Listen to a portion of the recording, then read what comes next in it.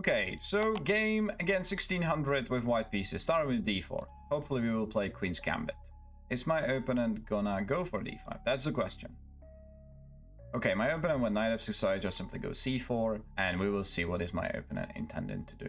g6 would be the King's Indian, e6 would be the Nimzo. Well, okay, the Nimzo. So let me just develop this knight first. This knight on g1 typically goes first, but you can also play knight c3. That's just slightly different line.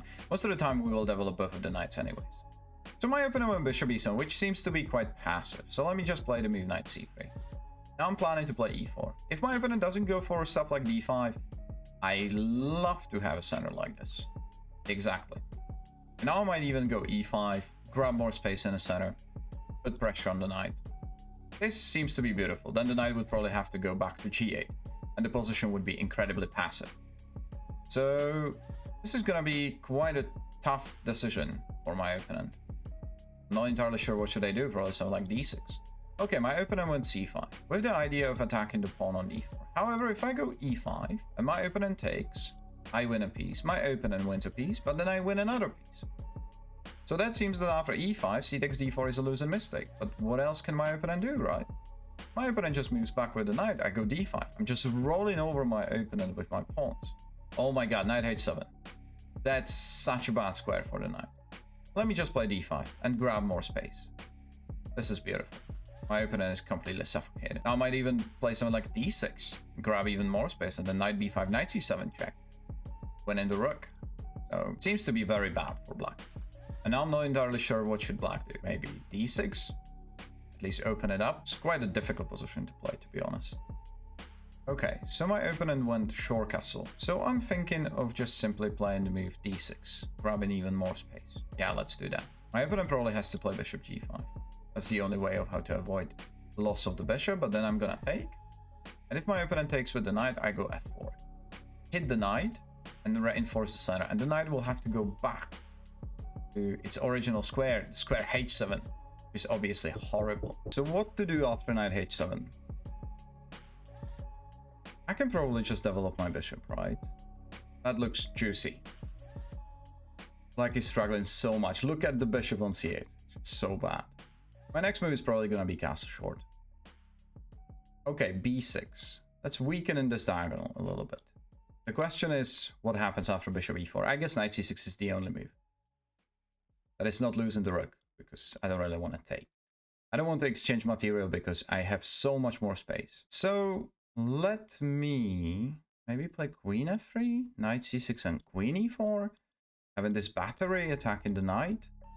Then I guess the only move would be f5. And if I take, my opponent takes with the knight. So I guess I don't really want to let my opponent's knight out of the prison. So what should I do? Well, I'm probably just simply gonna go short castle. Let's just castle short. Keep it simple. At some point I would like to play f5. And just open up the files and diagonals for the attack against my opponent's king. Okay, this makes a lot of sense. So maybe in this position, I'm just simply gonna go f5. Let's do that.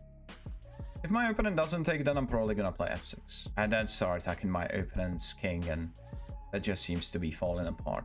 So it's quite a tough decision for black, whether to take on f5 or not. Okay, so my opponent did not take and instead attacks the pawn on e5.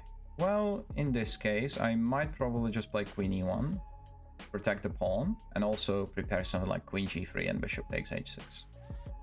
And the queen on the g3 would still keep an eye on the pawn on e5.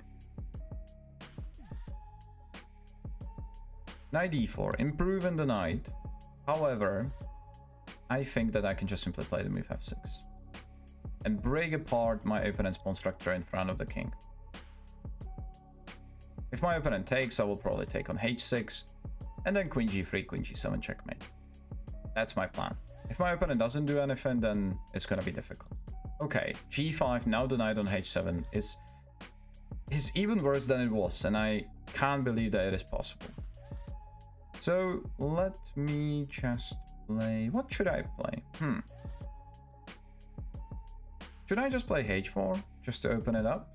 Well, I can do whatever I want. My opponent can't move. So let's just go h4. My opponent takes, I take with my queen, then I take on h6, and then I deliver a checkmate. I can basically pre-move all of these moves. But if my opponent doesn't take, then I'm probably gonna take on h7, and after that I might take on g5 and win a pawn, and also open up the position in front of my opponent's king. But look at the knight, doesn't have any squares whatsoever. This is exactly the reason why knights at the edge of the board are not great. Okay, so my opponent went queen c8. Probably planning to go queen c6 and threaten a checkmate. That makes sense, but I'm not falling for it. I'm just simply going to take. And if my opponent goes queen c6, I go queen g3. Protect the pawn, but also the queen will get involved in the attack of black's king. Okay, my opponent took. So let me just play queen g3. That was my plan, right? Now I'm threatening to take on g5. And also I'm threatening to go queen h3 and just win the knight because the knight can't move. And there is no way how to stop me from taking. Okay, my opponent went knight f5. Trying to block this diagonal. However, I think that I can just simply sacrifice the exchange. And I don't really mind that I'm in exchange down. Because I really need that light squared bishop to stay. So does my opponent take or not? My opponent took. Okay, so I took with my bishop. And now I'm threatening this checkmate once again. This is such a bad position for black, isn't it? I don't really know what should black do. Probably just resign. This is the threat. Another threat is bishop takes g5, then bishop h6. And then basically just checkmate on g7. So my opponent went king h8. I guess that in this case I can just simply go queen h3, threaten and a checkmate in one. And now it is unavoidable, so I'm just gonna pre-move. And yep, my opponent should resign. We will see. We'll see if my opponent resigns or not, but the position is just so bad. Yeah. Checkmate. Nice one. So as you could see, my opponent's main problem in the opening was that they just didn't grab the space in the center. Played the move h6, played bishop e7, everything slow and passive. And then I played e5, d5, grabbed the space in the center. And after all this, my opponent is just suffocating. And then it's just about opening up the position at the right moment. Look at the knight on h7. And then black was basically lost. This was quite a nice move, the rook takes f5. It doesn't really matter whether I have the rook or not. It's about having the bishop. And now the checkmate is unavoidable.